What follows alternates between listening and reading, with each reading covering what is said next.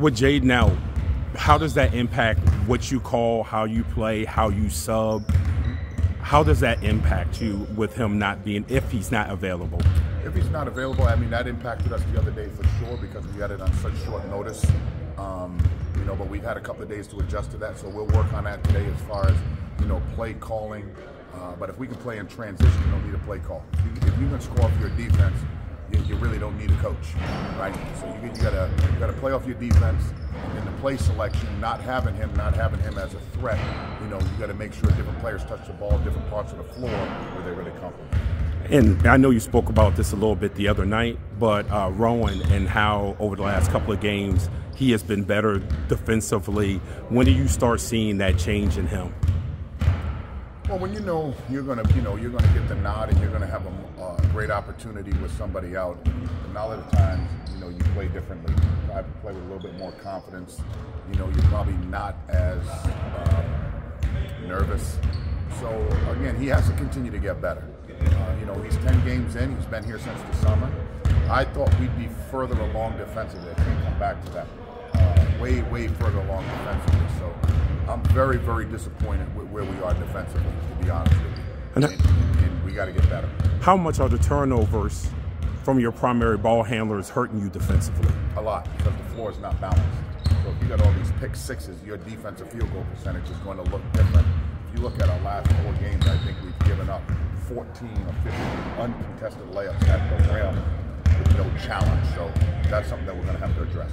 Do you have an opinion on just the recent temporary restraining order going with second transfers and the potential that second transfers who have been denied could possibly end up playing? You know, I've been fortunate to be on some NCAA committees, and that's been something that we've talked about for a long time. And it was inevitable that was going to come out.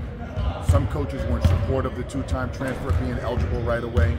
But there are circumstances where kids need to play for their own emotional well-being. I don't have the right answer. Is the right answer to have unlimited transfers? Does that impact graduation? Is that the right thing to do for young men and women to have the overall college experience? That's not for us to say. So I don't know if I'm to or against it because there's circumstances all the way around. What it did do is hinder some programs and held programs back from players that could have gone to schools but didn't for whatever reason. But now to have this midway through, that's tough. That's tough. But I'm very, very mindful of those young men and women that will be able to play based on their emotional well-being. Long road trip, almost NBA-like. How do you prepare to be staying on the road, be able to be refreshed for each game, absorb the scout for 3 different opponents? How do you approach that? You just got to take each game one at a time. You got to take care of your bodies. As soon as one game's over, it's all moving on to the next game. You got to have a short memory. And that's what I was saying. It should be fun, you know, being on the road, you stay in hotels, you live good, so it's not like you need for anything, but I would say it's just taking one game at a time and moving on from each game. Got off to a slow start the other night, but it didn't look like it damaged your confidence at all.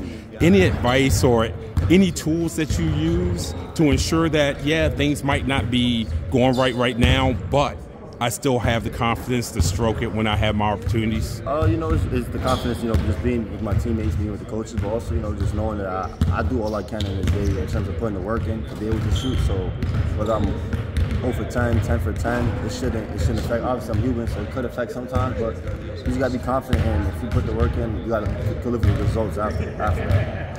And how has this schedule compared to the schedules that you had prior to coming here? Harder, not as hard? It's a little different. A lot of the games for the most time during the week are like super late, 8:30 games. So it's like all day, and having to travel to the arena is a little different, something I'm not used to, but you know, it's fun.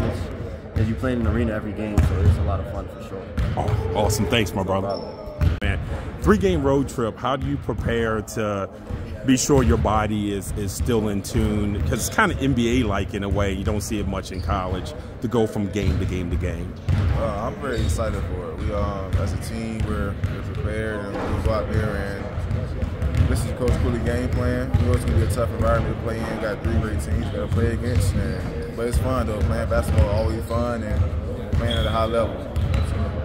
So, when as a student athlete in a situation like this where you're going to get 3 different scouts almost like back to back to back. Like, how do you prepare? How do you digest that?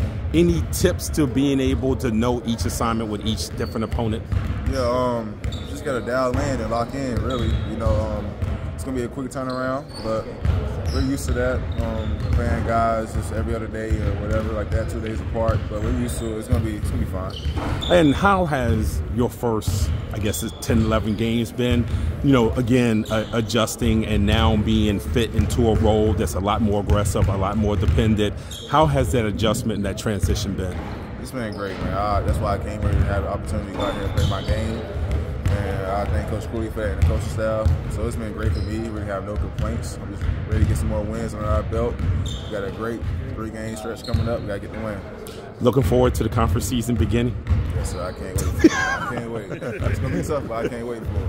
Awesome. Thanks, man. I asked you previously.